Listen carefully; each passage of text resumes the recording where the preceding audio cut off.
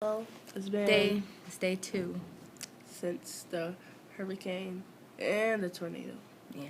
Tornado ended about 10 minutes after it started, but the The hurricane is still going on. And the hurricane lasts up to like a week. Now, I pray to God it doesn't. I know, but we got a generator. We got our lights so and we stuff have back some on. light, but we still praying it'll be okay.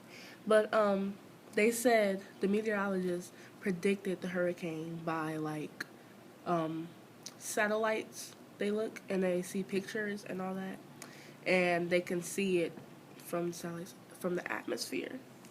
And then second thing, like the dangers, what can cause what are the things that can happen during a hurricane? We've been having a lot of precipitation going on here, a lot of storm surges, A lot of that. and just a lot of storm surges, high wind speed, and a lot of low pressure. And It's been whole bunch of low pressure. yeah, and for the through the tornado, area. like they've been watching other tornadoes, like seeing the wind speeds, and they could tell one was coming.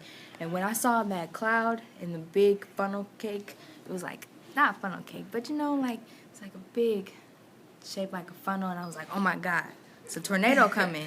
Yeah, and then Couldn't believe it.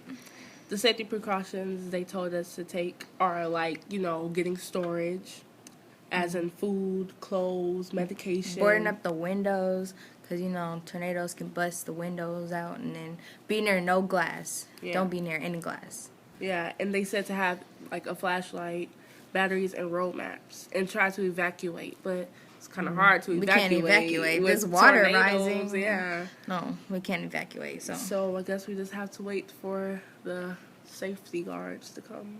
Let's hope for not a day 3. No day 3.